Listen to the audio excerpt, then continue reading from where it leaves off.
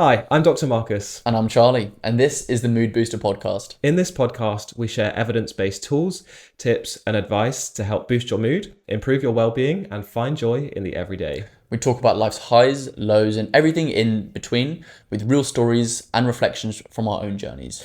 With pillars rooted in introspection, connection, and presence, this is the home of well-being and joy. This episode was part 2 of managing expectations, wasn't it? Yes, it was. It was a great one. It's a lot more about the bigger expectations we set in our lives, whether that's a big event like a holiday, a wedding, Christmas Day, for example, how we set such high expectations for them and then come crashing down afterwards. A lot of what we talk about is how being present actually allows us to feel a lot more joy in what we're doing, and then separate what we thought would have actually happened. It's a fantastic episode, as usual. Hopefully you love it. Let's boost some moods and let's go. Let's do it.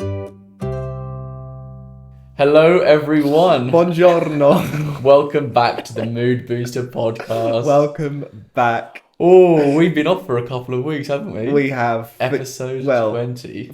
Episode 20. Episode 20. Welcome, everyone. For you guys, we haven't been off. You've been seeing us every week, but we have been off. And yeah, we're feeling a little bit nervous to be back. A little bit of rest and recuperation was in order. Yeah, very excited. I had a little bit of a holiday, so been gone for a couple of weeks, so we've not actually recorded. No. A little bit rusty, aren't we? A little bit rusty. Ooh. But today we're talking about managing expectations part 2. Not sure if you've seen the previous episode, Managing Expectations Part 1. That was a lot more of a micro scale, so managing expectations within yourself, with others and friends, maybe in the workplace as well. Yeah. This episode, Part 2, we're sort of zooming out to a much more macro scale. Right? Yeah. Managing your expectations for like larger life events. We put a lot of weight or expect things to go a certain way and therefore feel quite profoundly if they don't go a certain way or they do go a certain way, and we just thought it'd be important to break those up. So we're talking about those, like you say, those larger expectations today. Exactly. With me coming back from holiday, we thought it was prudent. It's like we know what we're doing. It's a great word. We thought it'd be prudent for me to sort of reflect a little bit on that, whether it met my expectations or not, and we can go from there, really. Spoiler. Did it? Yes. Oh, it did. You can close the episode now. That's it. I'm done. I'm joking. Done. We've got some great advice coming up towards the end of the episode, so stick around. Some great tools and tips for you. Stick around. 100%. But before we get into all of that, yes, as always, Charlie, you just said you've had a holiday. Yes. Tell me more.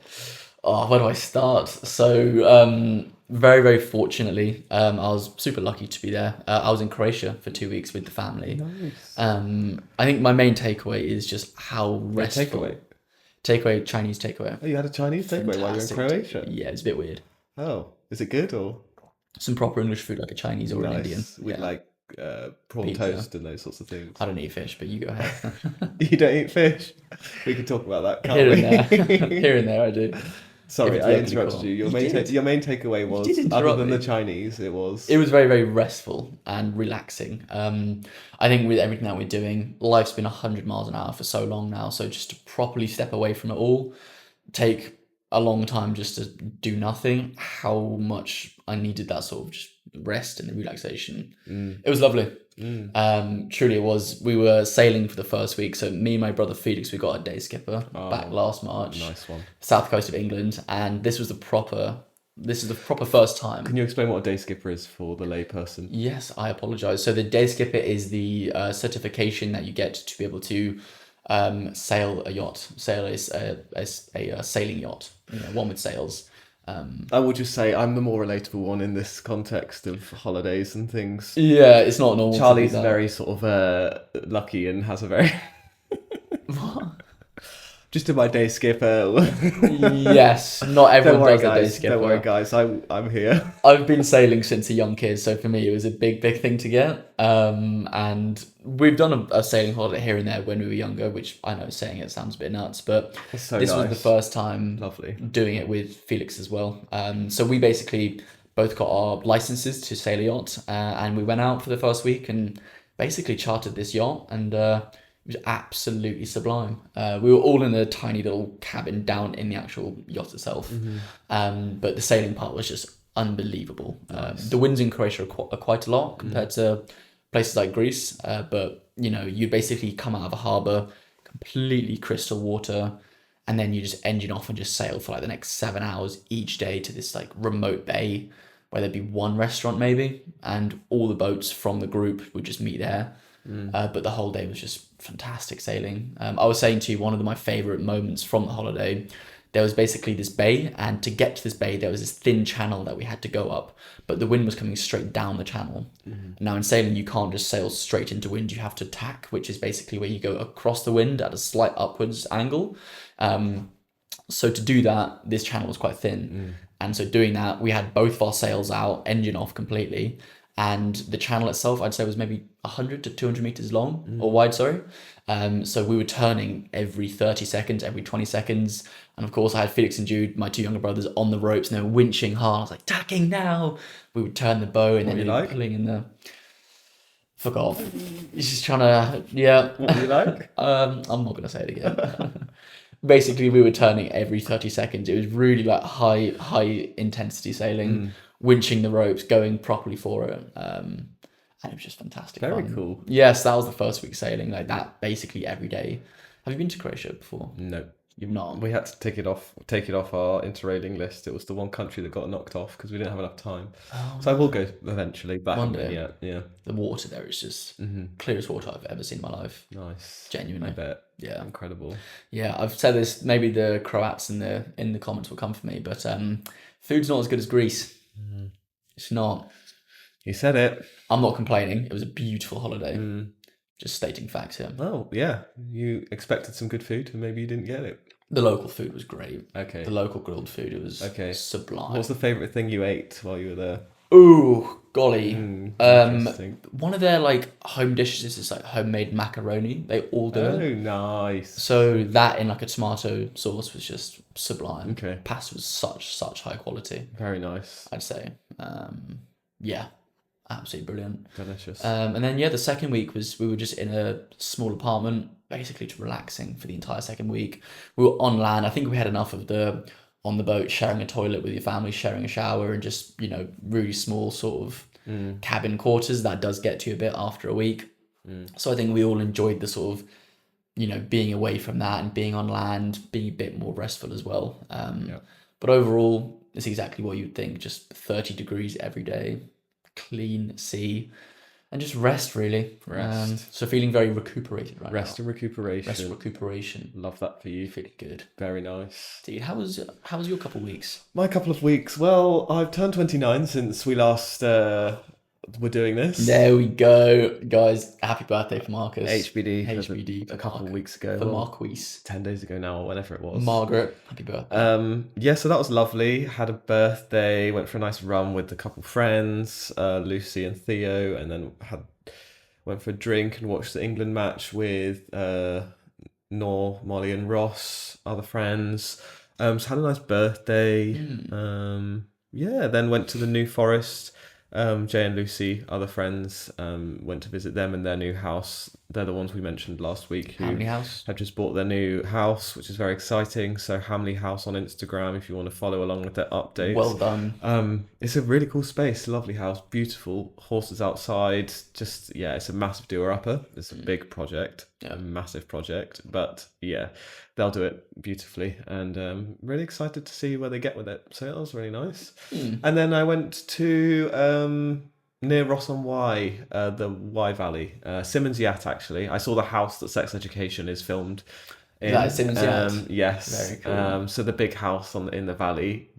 My run every morning was seeing this house. It's really cool. So we went camping there for a couple of nights. Was Gillian Anderson there? She was. She lives there. So, she lives there? Yeah. Whoa. And Asa Butterfield as well. So. Oh, wow. Yeah. Did you say hi to them? Yeah, well, naturally. Yeah, it's quite funny though, because you drive past, so it's up there in the valley, and then you go on that side of the road, and it's like, I have no idea where you would even get to this house, because you can't even see it when you're on that side. You can only see it from the other side. But yeah, had a lovely time, did a half marathon there, monthly half marathon, big up. Beautiful running through the Forest of Dean, very hilly, but amazing, obviously going up and down a valley.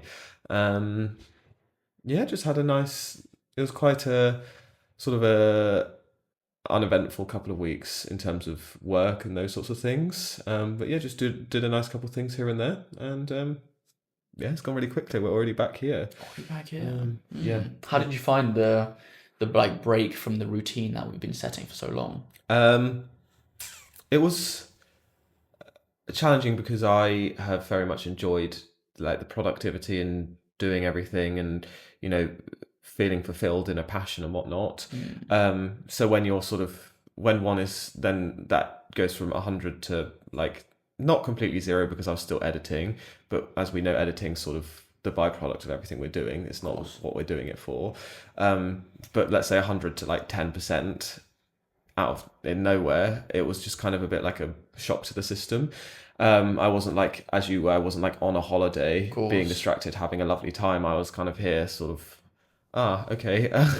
So it was a bit of and it wasn't like, also I'd elected to not do that either, in a sense of I wasn't like on a holiday or whatever. I was kind of still just here. So I was thinking, or without realizing, it kind of just came around. I was like, oh wait, I just feel a bit unfulfilled or a bit whatever, because I wasn't, like I say, on a holiday or doing something nice, and I also wasn't doing what I have been so thoroughly enjoying for so long now. It was just kind of I just felt a bit sort of, for a day or so, like, what's going on here? I felt just a bit, not uneasy, but I don't know, for lack of a better word, uneasy. It was like, oh, this isn't a nice feeling.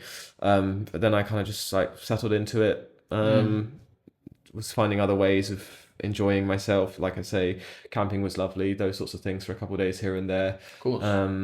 But I, at the same time, very much was looking forward to, and have missed this, and looking forward to getting back to it. So yeah, here we are, episode 20. I know. Wow, that's not 5 months, is it? I couldn't tell you, sorry. Well, episode 16 was 4 months, so this is got to be 5 months, right? I don't know. Well, there's a month has... It's 5 weeks in July, isn't there? So I've overshot it a little bit. Maybe a little bit. Maybe a little bit. Well, episode 20. May, June, July, almost. Yeah. So... Yes. I wasn't expecting... Anyway, talk to me. Managing expectations. So you said it did live up to the expectation. Yes. We think a holiday very much is something that and I know several people, and I fully used to be like this myself, that a holiday is a big thing that we build up all year round. Naturally, we all work very hard, and you and I are lucky that we have several holidays a year, but not everyone does. And for some people, even our American listeners, like even one holiday a year is rare, unheard of. Leaving the country is rare. Yeah. So it makes sense that a holiday is something that we thought would be more of this second part of building up a big event, because it is a big event to go on a holiday, to go away for a week, 2 weeks, whatever it is. So I don't think we are naive to that being the fact, and that's why we wanted to talk about it now. So how's your expectations? I think so. I think we've spoken about it before. I know when we spoke about Rome, right at the beginning of when we were launching everything here, speaking for probably both of us here, we hadn't thought about Rome back in March. We went to Rome for the marathon back in March, and we were both saying we literally had given it zero thought before, because life was just so full on, that when we ended up going and had the experience of a lifetime out there, it exceeded our expectations so much. One of the factors which we think came from that was because we hadn't painted a picture of it beforehand, hadn't set any expectations. Yeah. I know for Rome that really worked. So when you say exceeded our expectations, that's more of a turn of phrase, right? It's not... There weren't expectations. Yeah. It was great because there weren't expectations for it to possibly fall under. Yeah. And I think I went into this holiday quite intentional with knowing that as well. I've very much had it in the past where I've, had this milestone, whether it's a holiday, a trip, anything in my life where I've sort of held it as such a high standard as my saving grace, or, okay, but that's happening soon and that's going to be absolutely brilliant. But when it comes around, normal things happen. The weather might not be as good as you think. You might feel ill, whatever it is, all these factors of life, regular life, happen wherever you are. And I think I've been victim in the past to when I set these certain holidays or certain milestones on such a pedestal, they fall under. So I think for this holiday in particular, I was quite aware of that. And very much going into it, I was of the mindset of whatever happens, it's going to be great, but I'm just going to let myself be present when I go. And that's the experience that I'm going to get. And from that, genuinely, it was so rewarding, just being present, not knowing what each day held, but not trying to predict it as well and trying to look forward to it. It was interesting because the holiday was split up into 2 weeks. The first week was sailing and the second week was being on land. After the first week, I was really gutted to come off the boat. I was just having a brilliant time. And I remember having the thought of, but this second week's going to be just not as good because I'm not on the boat. I'm just, on land, it's more normal. I basically stopped myself in my tracks. I was like, no, it's absolutely fine. Sailing was that. Don't predict what this week's going to be. Just live it presently and just know it's a completely different week. You're so wise. I'm so wise. You're so wise. I'm so good. Like, just why am I not a stoic? Honestly. Okay, jokes aside though, I genuinely had that sort of mental thought, and as opposed to a physical thought. Yeah, as opposed to the thought in your knee. Yeah, classic. But anyway, I made sure to sort of put a bit of a barrier there. And alas, the second week was just as good in a completely different way.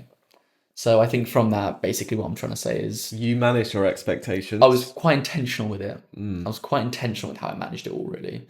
There have been times in my life, I think maybe for you as well, probably, when I've set something very, very high, on a very, very high expectation. Thailand being one of them.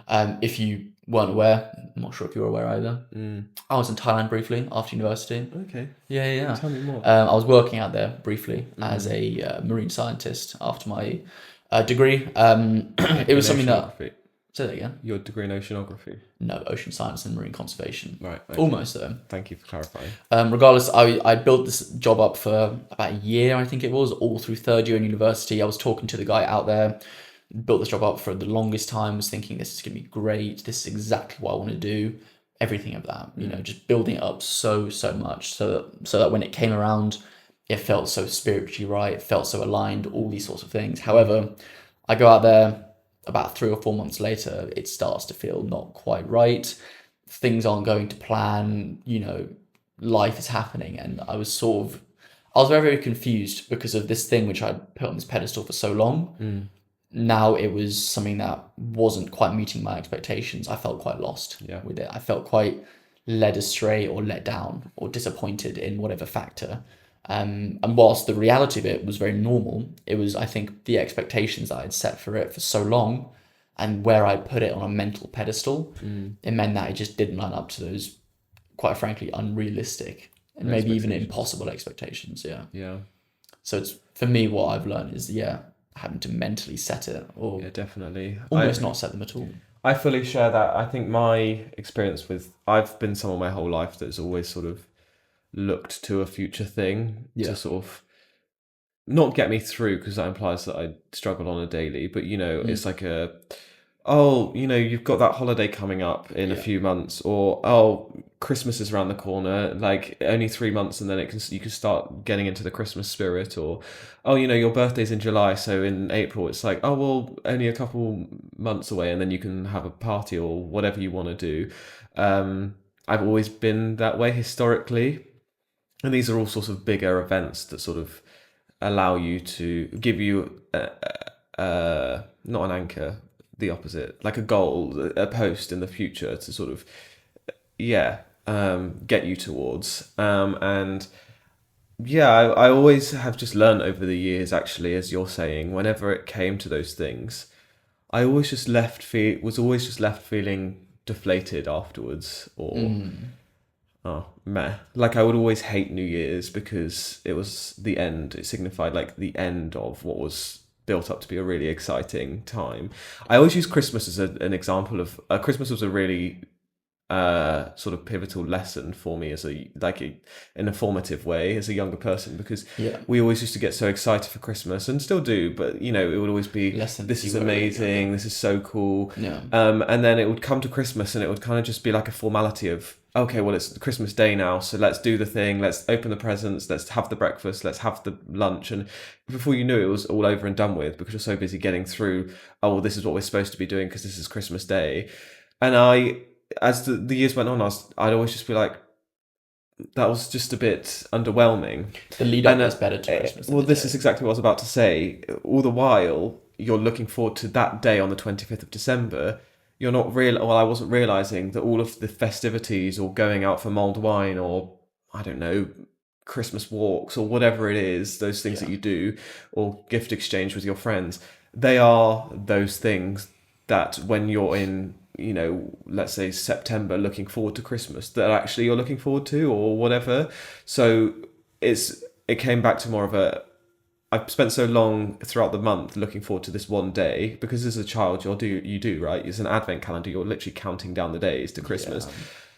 I'd spent so long looking forward to that day that I wasn't fully enjoying or appreciating as much as I could of what was happening around me at the time. And it took, that's just an example in real life of. It's a really good example. It's a prime example of actually.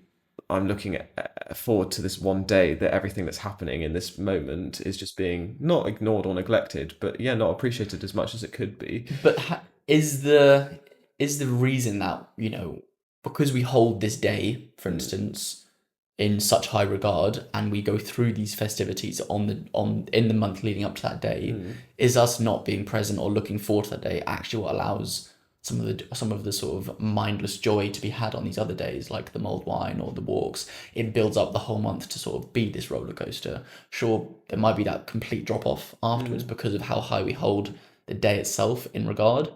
But do you mean the anticipation and the excitement? If we were trying to be more conscious of each day leading up, being like, I can't wait for the mulled wine, I can't wait for that, it would take less away from Christmas Day, or it would take less away from the sort of build up. I think less away from Christmas Day.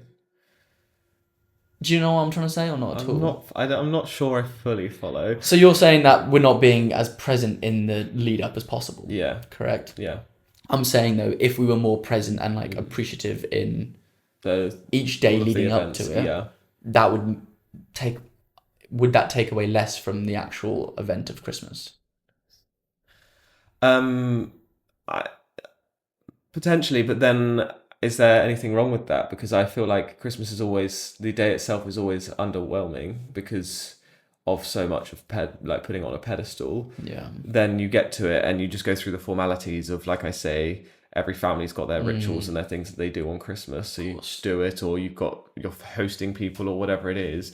It's never, I found, as special or amazing as what you'd been building it up to. So actually, in allowing yourself to just spread out that joy throughout more, as opposed to just putting it all into this one day, it then allows more of this is a lovely day, Christmas is lovely, but it's not this huge pinnacle that I've been putting up here, and I can appreciate it in the small moments of, this is a lovely walk I'm having with my family, or this is a lovely meal we're eating, as opposed to this, it's got to be the most amazing day of the year because it's this magical Christmas day. It also probably allow for less of a drop off after Christmas. That's one of the big things, is the blues. The blues afterwards of feeling, that's all over. About to go into January, and that's another thing. It's like that, and I know for a fact when people are in January, and that's why we're in a capitalist, like we capitalize off of this whole phenomenon and this experience that we have as humans. In January, we need something to look forward to. We this is what we're talking about here. We have these expectations for these holidays. That's why there's flash sales for holidays, and everyone's buying their plane tickets in January, because it's what will get me through these gloomy months, is looking forward to that holiday coming up. And that's why all of these flight companies put on their sales at that time of year. It's funny, if you went, this is a bit of a hypothetical, but I imagine if you took someone, who was dead, brought them back and said, you get to live, but you only get to experience the months of January, February and March after Christmas. I'm still sure their reaction would be like, that's brilliant. Take me straight back. Yeah. Whereas a lot of people so gloomy. Again, I completely get why, because of these expectations for the whole month before.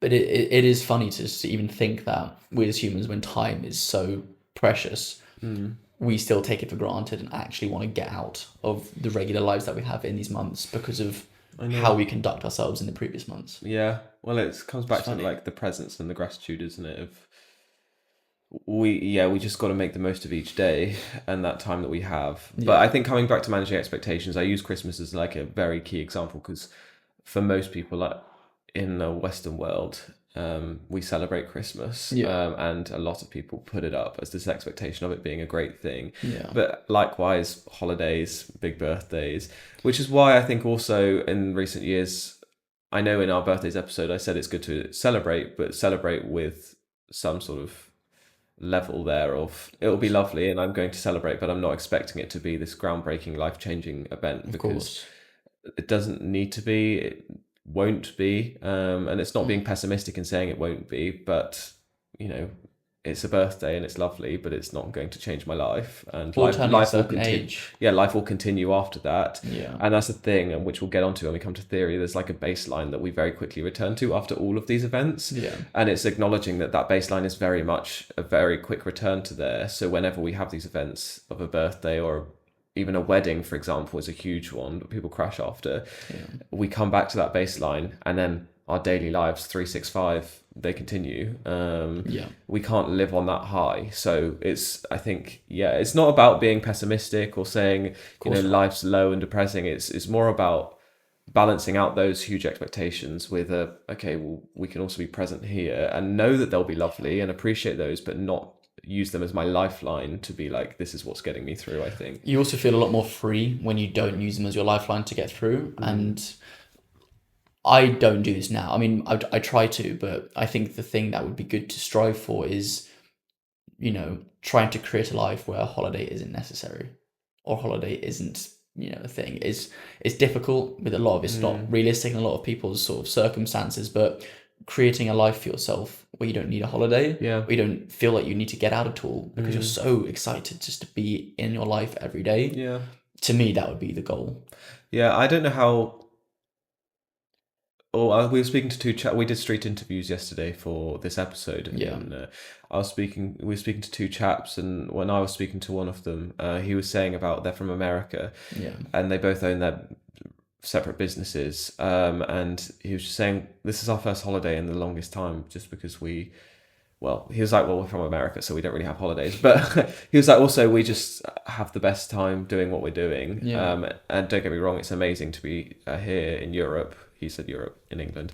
Classic America. In Europe, but it's just not like we haven't had this because we just love what we do and we're having the best time with it. Is that not, to me, that seems like such a good benchmark to try and strive for. It's not easy. No. It's not, but such a good benchmark to strive for, because it goes hand in hand. And can it be though? I challenge that. Can it be? Here, people will do it. Yeah, but they own their own businesses, and not everyone can own their businesses. They are half influencers. Like, people have to work in there are other ways. Manual labour. People work in all different sectors with children. They can't sort of. I completely get it. It is a privilege to do what you love, and not always possible. People have kids, things to look after, responsibilities. I completely get that.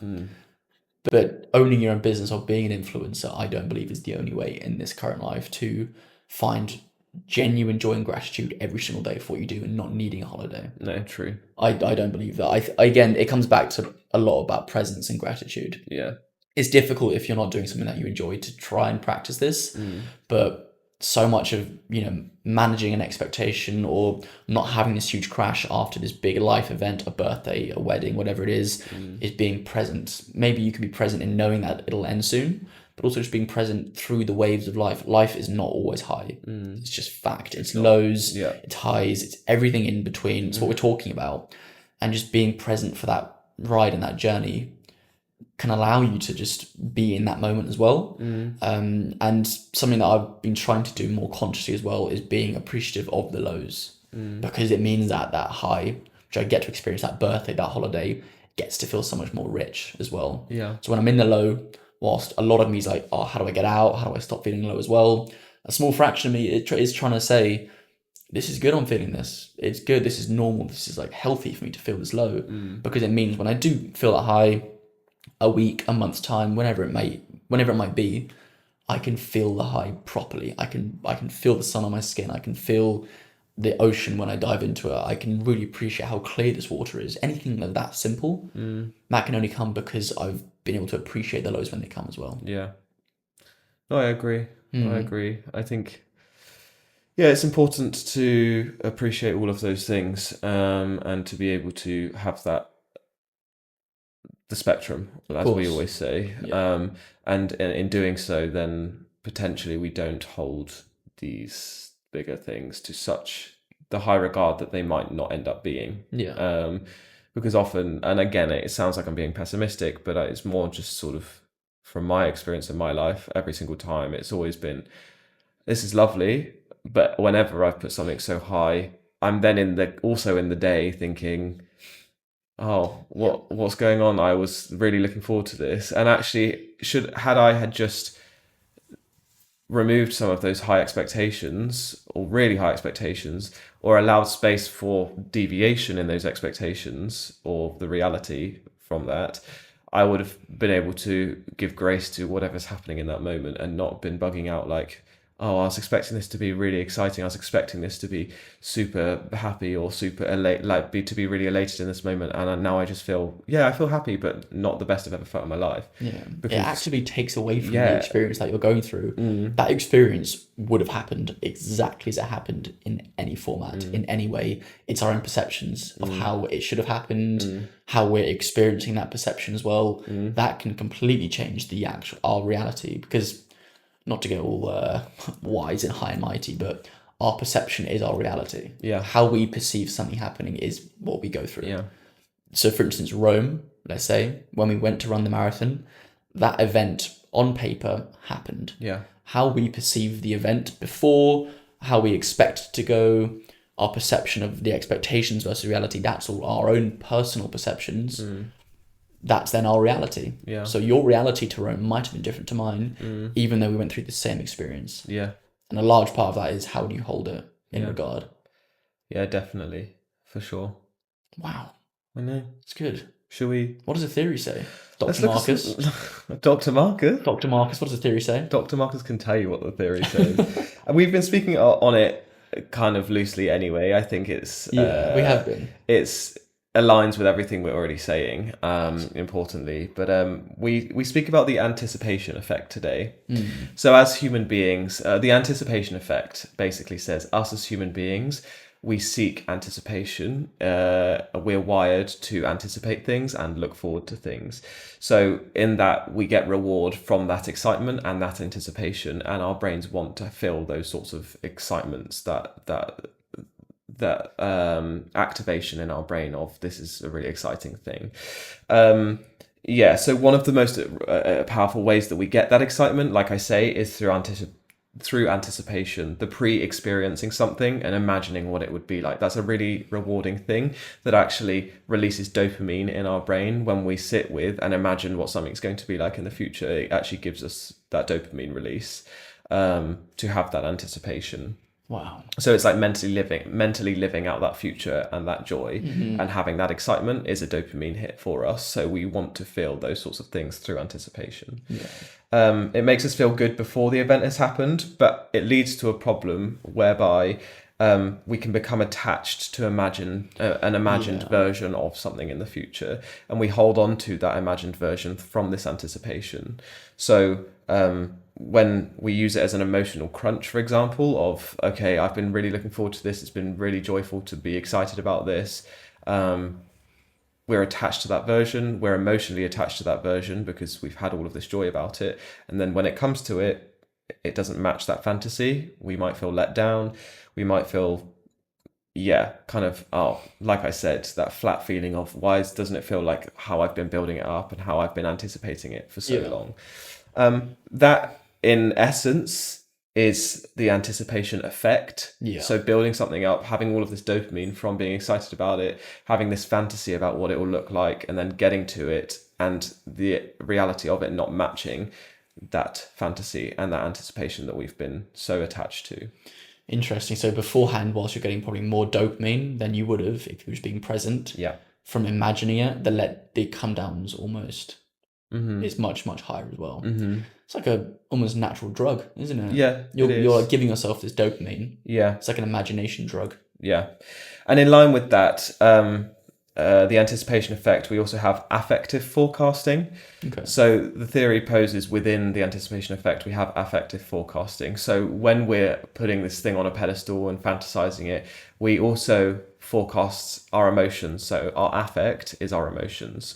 So we forecast what we'll feel like in that moment. We'll be like, that'll be amazing. I'll feel so good. I'll feel so happy to have all my friends around me on my birthday. I'll feel so happy to be eating the best meal of my life on Christmas Day, or to be laying by the beach and not doing anything. I'm going to feel the best I've ever felt and just feel so amazing. But naturally, as human beings, it's found that we are actually not the best at forecasting our emotions. We can overshoot sometimes, and also sometimes undershoot, but a lot of the times we overshoot how we're going to feel about things and overestimate how we're going to feel about things. We focus a lot on the event, and we miss some of the emotional context also. So like the logistics, the tiredness, all of the nitty gritty things that come with, even on a holiday with your family. I'm not saying this is the case, but a natural thing, you're on holiday with your family, you might, when you're forecasting it, you might forget that, okay, there's a family dynamic here. I've got to compromise. I've got to share a toilet. I've got to drive and get in an argument, or whatever it might be. Those things are all normal. Of those little things we don't anticipate. When we are anticipating, we always neglect to remember all of these practicalities that impact our emotion. It's like a rose-tinted glasses for the future. It is indeed. You do not, the weather, the like waking up feeling groggy, the hunger, the thirst, normal human things that we all experience, which probably we tie to a lot of our regular lives. Yeah. And then think it's because of our regular lives, but think then because I'm on this great trip, or when I get married, or when I meet the right person, none of this stuff will happen. None of that goes away. That's all normal. And being privy or knowing that fact is true allows you to be a lot more grounded in your reality as well, so that you can show up a lot better as well. It means you're not hinging your life on these huge events either. Yeah. Even like I said there, meeting the right person. A lot of people wait out for these, but when I finally get rich, or when I finally meet the love of my life, whatever it might be, these big events, which realistically aren't the hinges. The hinge is your present moment. It's the only real thing now. Yeah.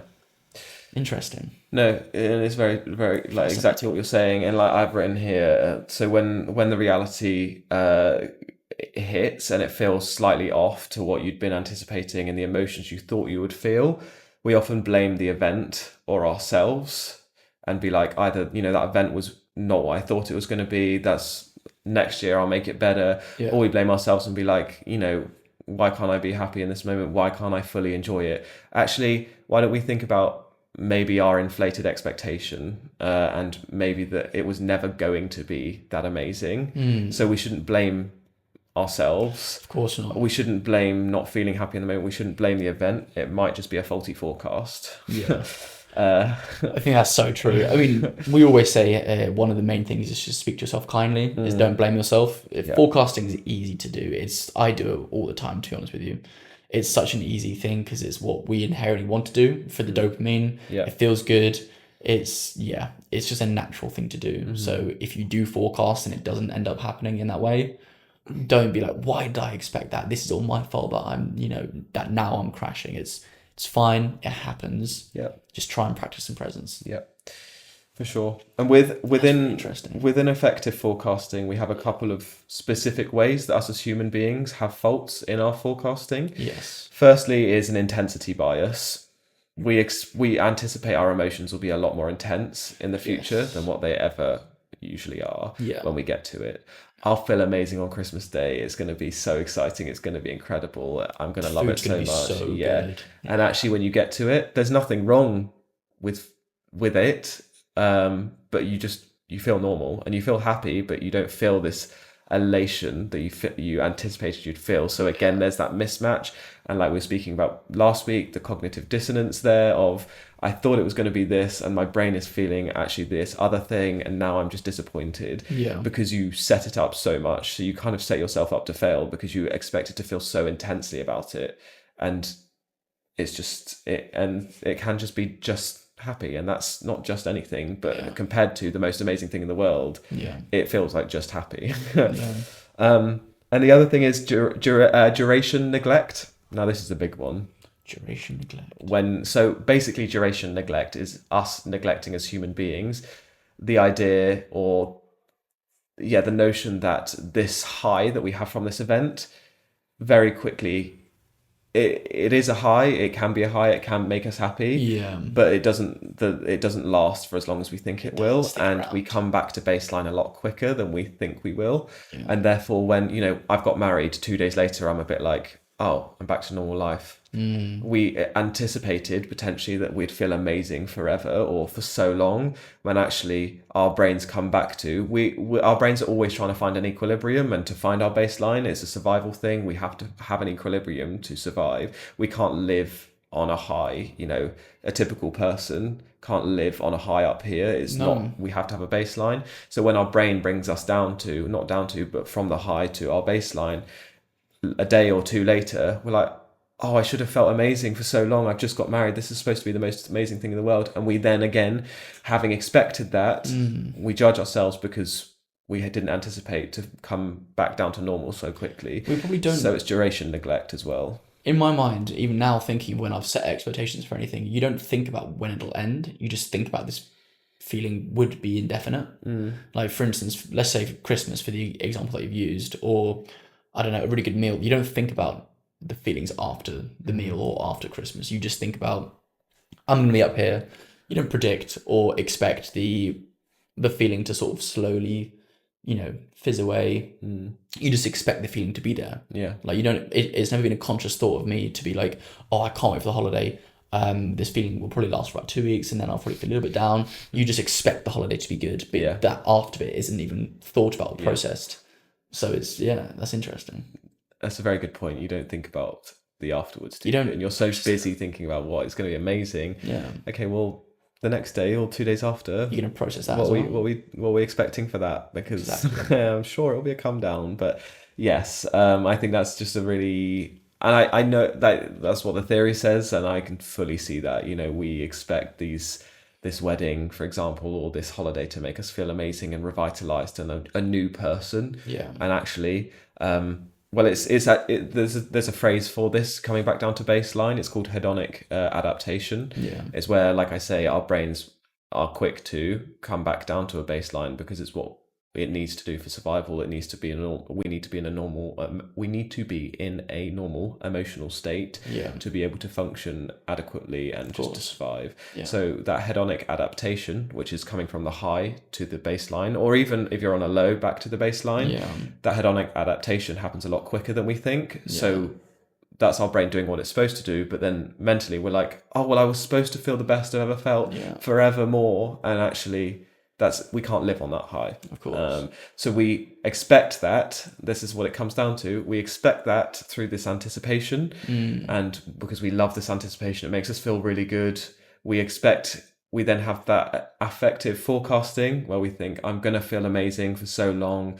It's going to be amazing, but we neglect to think about the duration of that, and firstly the intensity of those emotions, but the duration of those emotions, and this hedonic adaptation of we're actually going to come back down a lot quicker than we expect. And that's okay, because that's what's supposed to happen, but we don't realize that because we didn't expect that. Yeah. It's interesting. Fascinating. No, it is. I'd never ever recommend pessimism like as a thing, but it almost is quite grounding to sort of expect to feel maybe, the come down afterwards, or to expect to feel, a sort of slower day or whatever it might be, or to consciously try and say to yourself, this might not be as good as I'm thinking. That's absolutely fine. It's actually quite grounding to say that. Yeah. It would feel quite nice, because then it would allow you to feel better, of course, in the event itself. And of course, I never recommend, even to myself, to like lower your expectations, but through doing that, it actually might be better. Yeah. I completely get what you're saying, and why you felt the need to preface it with like, I don't want to be pessimistic, because all of this feels like a bit of sort of let's lower expectations. Yeah.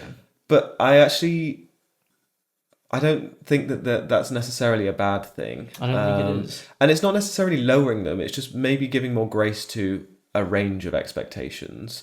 So True. Not being rigid and marrying yourself or wedding yourself to this one expectation of this is going to be the best thing ever. It might well be, which is amazing. But also, why not give ourselves, which is we're getting into the advice, which we'll come on to, but like, why not give ourselves the flexibility and the grace of, okay, if it's not that, it could also just be a lovely day. And it might come with all of these faults, or it might come with an argument with my cousin or whatever. Yeah. all of those things are possibilities that we can forecast for, as opposed to just being set on it being this one most amazing thing. Yeah. I don't think it's about being pessimistic. I think it's about realistic, giving ourselves the best chance of presence in that moment and not bugging out when it's not this huge thing. We can just not crashing out. Yeah, completely. So Don't bug I completely agree. It feels pessimistic. But it's not a bad thing. But actually, I would rather be maybe more realistic and appreciate it more in the moment than be have this intense expectation and anticipation of this huge thing and crash out and be upset that it wasn't in the long run. Completely agree. I'd like to think it's not pessimistic. I don't think so. It just felt slightly it saying it. Some research. Please. Shall we get into some research? Is there science, any of this, or are we just waffling? Of course, it's always science. Good stuff. We were talking about this research earlier. We both found it fascinating. Very interesting research. Got the notes here. Wilson and Gilbert in 2003. 2003. Wilson and Gilbert in 2003 did a big systematic review on affective forecasting, basically, and setting expectations, all of these sorts of things, and looked into why people sort of the mismatch in expectations for big life events, and like I say, the affective forecasting in our emotions and all of those sorts of things. Their key findings: 1, people overestimate how happy or sad they would feel after events like weddings, getting the best job, going on a date. People always overestimate in their systematic review. And just sorry to step back a minute, for anyone that isn't in a research head, a systematic review is kind of one of the gold standards of research methodology. You kind of rigorously capture all research in that area, any data, any empirical evidence, experiments, surveys, whatever's been done and published and peer reviewed by other authors. A systematic review is capturing all of that, summarizing it and looking into it. So it's kind of one of the gold standards of research methodology, and this is what this study did. They basically captured all of the studies in this area and are summarizing the key findings. So in 2003, they found that generally people overestimate how happy they'll feel for big events like getting a job, wedding, all of those sorts of things. They also predict that emotional states would last longer than they actually did. There you go. Exactly what we've said. The duration neglect, which I just love. As a researcher, I just nerd out when the theory completely matches the evidence. It proves it exactly right. And adaptation, in line with this, adaptation happens faster than we think, because we underestimate our psychological immune system, aka what I said when it comes back to getting back to that baseline. We underestimate how quick we adapt to these feelings and therefore come back to the baseline. And those were their key findings: that we, 1, overestimate how happy we'll feel; 2, we underestimate how quickly we'll come back to baseline; because 3, we underestimate our brain's ability to adapt and come back to baseline. Okay. Fascinating. I just love how the theory matches the evidence. It's great. It literally shows it exactly right. The evidence shows the theory's right. And then more of a primary data. So primary data is when that was secondary, where they've looked at other people's studies. This is primary data, where they've collected this study themselves, have collected data with participants. Van Boven and Ashworth in 2007. Their study was titled "Looking Forward, Looking Back. Anticipation is more evocative than retrospection." They sampled undergraduates in a sort of a lab-based experiment, and they asked participants were asked to either anticipate or recall events. So either to look forward to or to look back to an event, e.g., going on a vacation or attending a party. And then they were asked their emotional experience during that sort of activity. The key findings were that anticipating future events produced stronger and more consistent positive emotions than remembering them. So what that tells us is that anticipation allows people to idealize what's to come, while retrospection is more grounded in what actually happened. So again, when people were looking forward to something, they felt happier and they anticipated it to be greater than when people look back on it. It's interesting, because that wouldn't have been my expectation. No, I would have thought that nostalgia plays a huge part in that as well. So recalling something previously would have, I know I look back to all my holidays which I've been on, or all the events previously, and just thought, oh, that was great. Of course, missing out all the regular normal parts, which made it less great than what I thought it was. 100% So it's interesting to hear that still anticipating something happening still provides much more of a positive emotion. I 100% agree with you. It's interesting. And I think that comes back to what we always talk about. Like, we always look for the future and be excited. We always look back and with rose-tinted glasses, and seldom are then present in what is now. Yeah. I think maybe those findings, so people were happier about what the future was than retrospectively. I think maybe that is a case of, so the anticipation is the high thing. The future is the highest of happiness. Probably comparatively, then retrospective, looking back, is a bit lower, but still sort of happy. And then the reality is what is actually the baseline down here. So both, we're just comparing those two, and maybe if they added the third variable of actually imagine something right now, that would be even lower. But yeah, the anticipation is the highest. The looking back is the sort of second tier of happiness, and then probably, I would hypothesize, we don't have the evidence, but I would hypothesize the reality of here and now is the lowest, unfortunately. No, that makes sense. That makes a lot of sense. Yeah. God, we're good. We are good. Sorry, I was doing lots of hand, if you're listening on Spotify or wherever, I was doing lots of hand visualization there to explain. Hop over to YouTube to see our handsome faces doing that. Hopefully that made sense. It did make a lot of sense, it does. Yeah. But bringing all of this together... Indeed. Yeah, I think, how can you work on reducing frustration or managing your expectations? I think it's helpful to look at, right? All the tools and tips. Exactly. So number 1, name the fantasy. Number 2, practice present moment anchoring. Yeah. Number 3 is plan for the dip and acknowledge the come down is normal. Yeah. Next is balancing anticipation with curiosity. And of course, as we say with everything, talk about it. And finally, make meaning, not magic. So those are some tools and tips which we'll go into now. Yeah. First one is name the fantasy. So often the letdown is about a fantasy we didn't realize that we were actually attached to. For instance, a birthday, a surprise birthday party. I thought everyone would surprise me on this birthday party, for instance. If you can name the fantasy of what you were, trying to sort of pin down, if you can get curious about it, what was I secretly hoping that this actually gave me? You can maybe use these unmet expectations as information and not failure. So what can I learn, or what do I need to learn or want to change, for instance?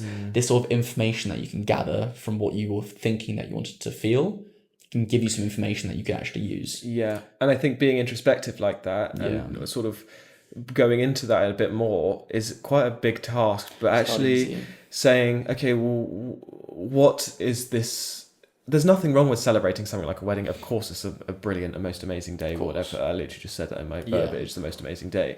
But are there things that are within that I could achieve on a daily basis, that I can achieve and be excited about and joyful about and love in this very moment, whether that's feeling connected with my partner, whether that's my family being around me and celebrating around me, all of those things. Yes, there's some nuance to it, and there's a specific thing about the wedding being about you and all those things, but some of those other things that all contribute to that being the most amazing day, can I find that? And it's that sort of naming that fantasy and understanding that fantasy and peeling it apart. It's like, well, can I find that in a present moment? Exactly. And allowing myself to do that on like holiday, for instance. I can't wait to relax. I can't wait just to do nothing.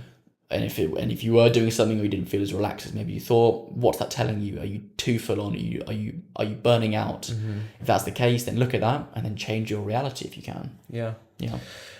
And in line with that, we always talk about being present, but the advice tip number 2 was practicing present moment anchoring. And I think that's a lot about, instead of planning for a perfect future feeling, just allow yourself to be grounded in the experience itself. Things like the sensory focus of you on a boat, like the views around you, even the wind in it sounds cringy, but like the wind and going through your hair or whatever it might be, those sensory things in that moment, as opposed to building them up to be huge. Just allow yourself actually to just ground in that moment and be there, whether it's that being with the family or whatever it might be. And I think a lot of that comes from indirectly, like you said at the beginning, when we went to Rome, we didn't really future plan it and idealize it. We just were in that moment because we didn't, we didn't again, indirectly, we didn't really have time to future plan it and think about it. It just happened. So we then were able to be a lot more grounded and appreciate all of those little things in that moment. Whilst the dopamine from planning or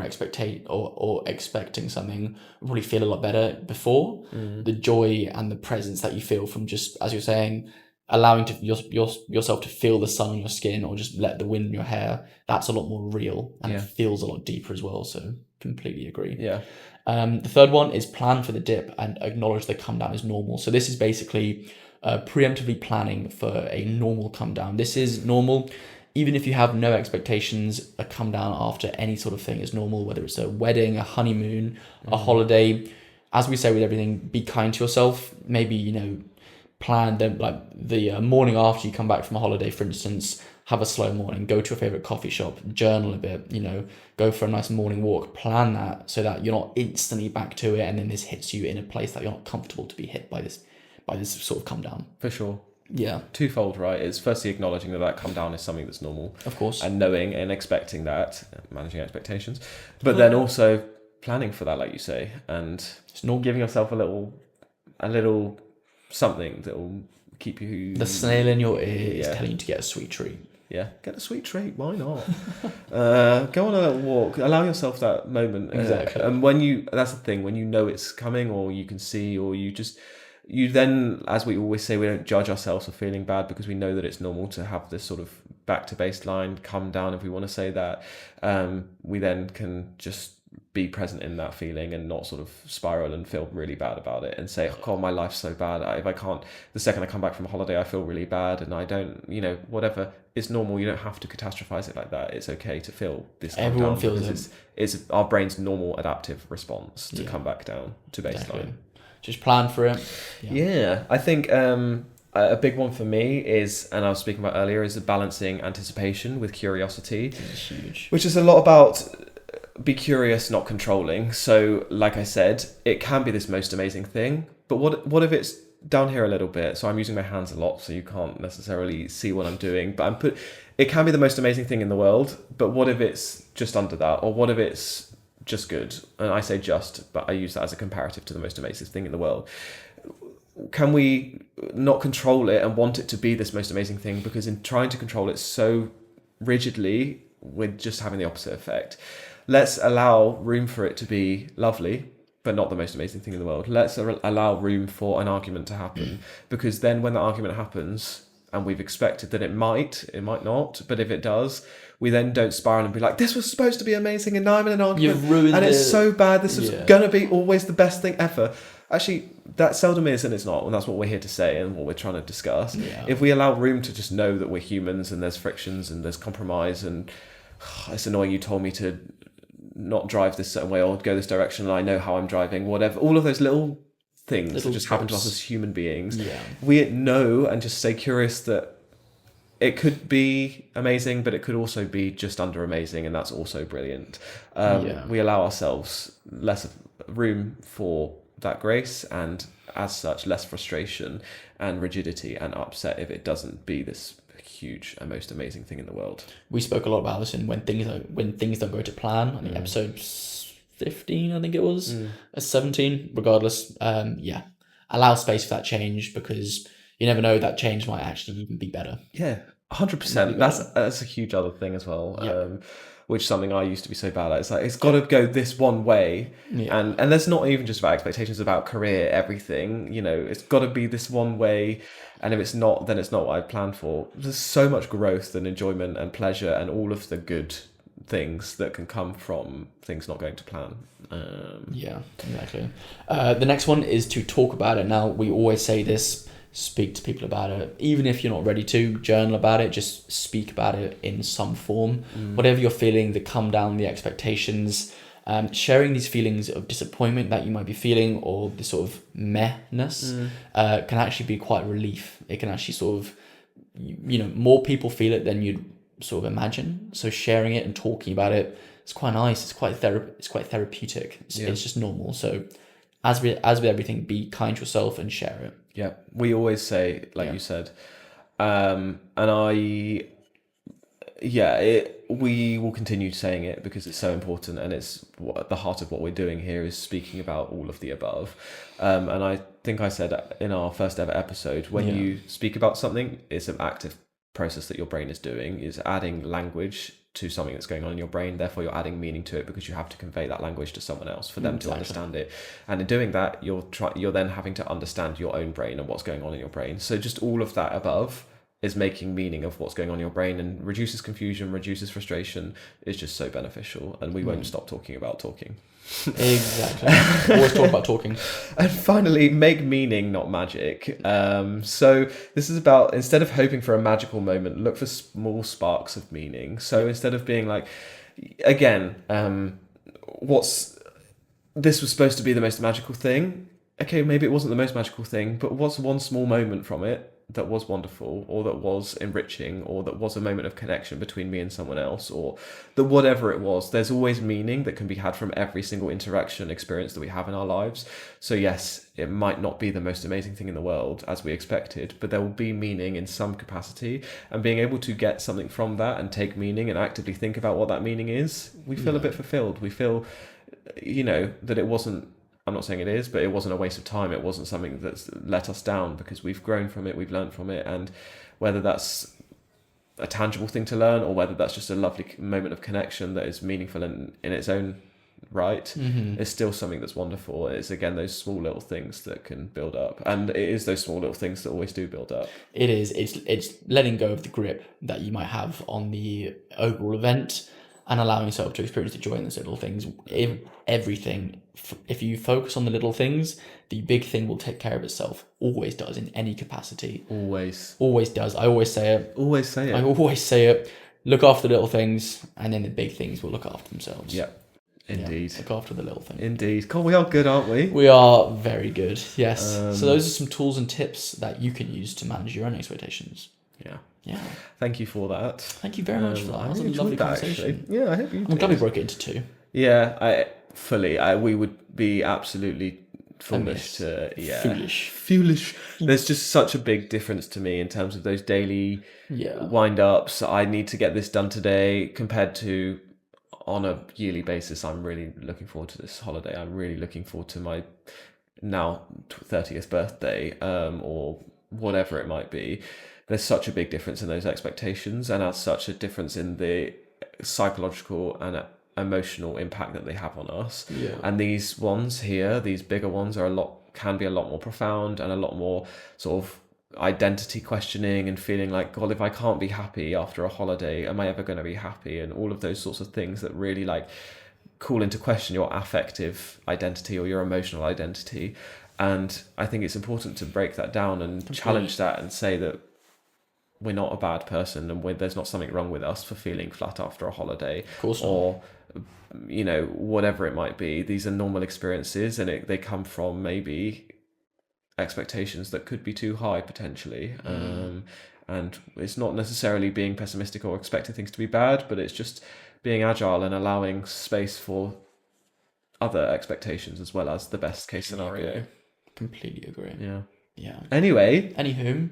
Charlie. Yes. Have you got a mood boost for me? I do indeed. Our friend Tina from the Run Club. Oh, Tina. She graduated recently from her university, and now is in the same role that she was, but non-supervised. She's on her ones. Yes. Congratulations, Absolutely Tina. Fantastic. She's on her ones going forward.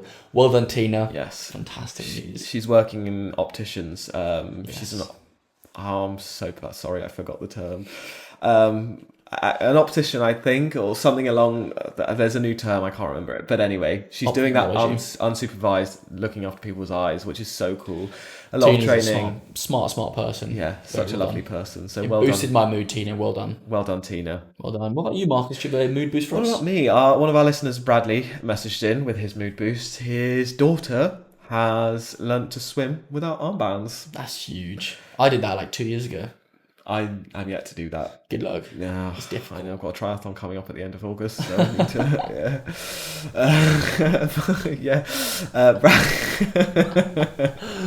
Imagine you just pacing the track with armbands on. Brilliant. Well done, Bradley's daughter. Well done, Bradley's daughter. He didn't share her name with us, but it's probably the best we don't share her name on the podcast anyway. Probably. Congratulations to Bradley for Boost training your daughter, and to Bradley's daughter for being able to swim without armbands. As we say every week, our mood boosts are whatever boosts your mood. Exactly. We just want to hear what's boosted your mood on a weekly basis. We put it out on socials, so let us know on social media, in our Instagram stories or in the TikTok comments, wherever, what your mood boost is, and we will share it here. Let us know indeed. Yes. Thank you for an amazing conversation once again. Yeah, thank you very much. I'm wiser than ever once again. So glad to be back. We're so back. We're back, baby. So yes, thank you. A huge pleasure. Yes. Loved that a lot. Indeed. Hope you all loved it. I hope you loved it indeed. I'll do some ASMR, shall I? Also turn for the ASMR today is my ASMR song. ASMR song. Tap tap tap.